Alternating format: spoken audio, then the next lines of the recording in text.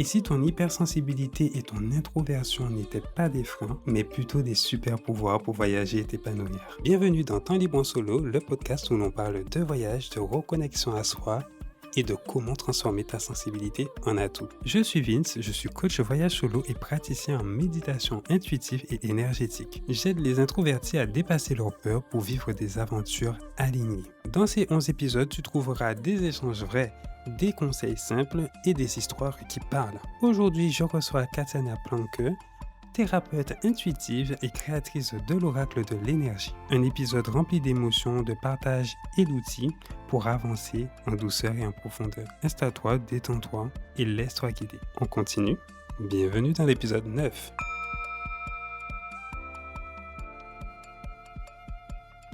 Avant de commencer, j'aimerais t'en dire davantage sur Temps libre en solo. Si tu me suis sur Instagram, tu connais sûrement déjà ce concept.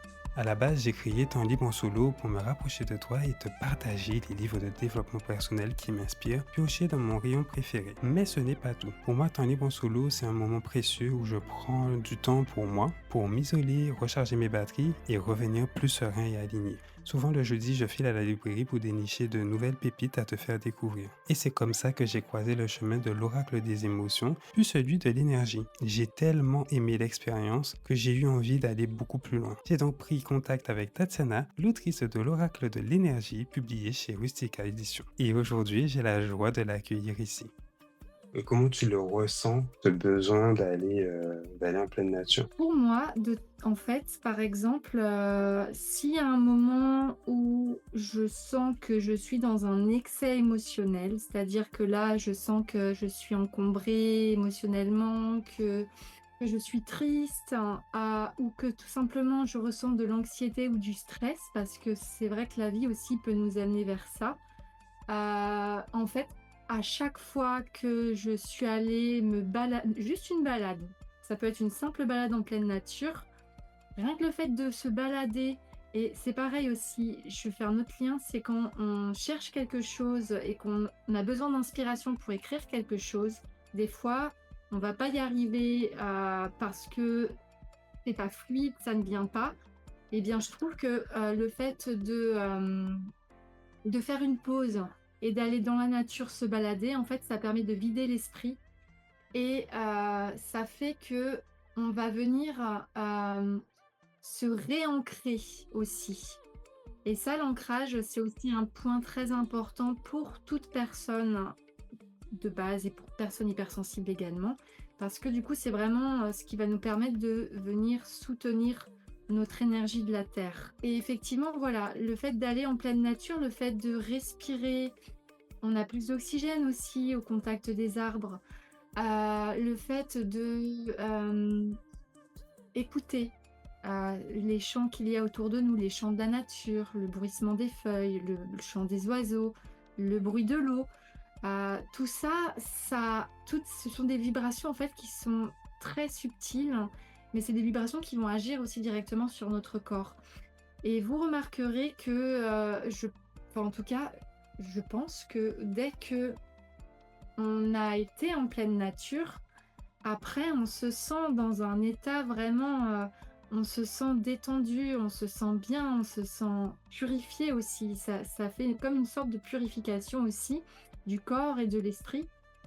Et moi c'est toujours voilà, alors je vais pas attendre d'être pas bien pour aller en pleine nature, hein, c'est pas mes propos, mais en tout cas, c'est vrai que, voilà, dès qu'on sent qu'on est, qu'on a des charges mentales ou que voilà, on est pas bien, vraiment aller en pleine nature, c'est aussi un exercice pour permettre aussi de retrouver ce bien-être. Hem, En fonction aussi de ce qu'on a besoin de purifier en soi, eh bien, on va être appelé par tel ou tel élément en pleine nature. Donc je m'explique. Hem, Par exemple, quand on est au contact de l'eau, l'eau, c'est aussi un élément qui va venir nous purifier en fait et nous accompagner pour purifier le corps. Et en fait, l'eau, il y a vraiment aussi toute une notion de mémoire à travers l'eau, la mémoire de l'eau. Et en fait, le fait de, que ce soit par intermédiaire d'une douche, mais aussi d'aller dans une rivière, d'aller dans la mer, ou juste d'écouter ce son des vagues ou ce bruit de l'eau, en fait, ça réharmonise en fait le corps et ça réharmonise aussi nos émotions, le flux de nos émotions. Et c'est vrai qu'après, on se sent vraiment totalement libéré aussi de ce trop-plein quand on est au contact de l'eau. Et chaque élément Son a l'action, son ouais, action. tout à fait. Et même le fait de ressentir, ne serait-ce qu'à la rivière, le côté assez, on va dire très froid, ça libère des tensions et on se concentre justement sur le fait qu'on est froid, on arrête de penser à tout ce qui nous pollue autour. Et après, on se rend bien compte qu'une fois qu'on est bien rentré, on est bien rentré, bien installé dans l'eau, que tout commence à disparaître progressivement et s'en va avec l'eau, effectivement. Mmh, Et c'est ça. très belle technique. Et j'allais aussi rajouter que si on n'est pas dans la parce que ça peut arriver qu'on ne soit pas à côté de la nature à un moment T, si on n'a pas cette possibilité, on peut toujours visualiser un paysage. Ça peut être voilà, juste prendre ce temps pour soi et juste je visualise par exemple la mer, je peux imaginer aussi le bruit des vagues qui vont et qui viennent. Ça peut être aussi visualiser, peu importe, même un paysage qui vous fait du bien en fait. C'est vraiment choisir et sentir qu'est-ce qui nous fait du bien. Et du coup, l'esprit peut directement nous amener là où il a besoin d'aller en fait. La nature nous enseigne le silence, la patience et la puissance de l'instant. S'y reconnecter, c'est retrouver l'essentiel au-delà du bruit du monde.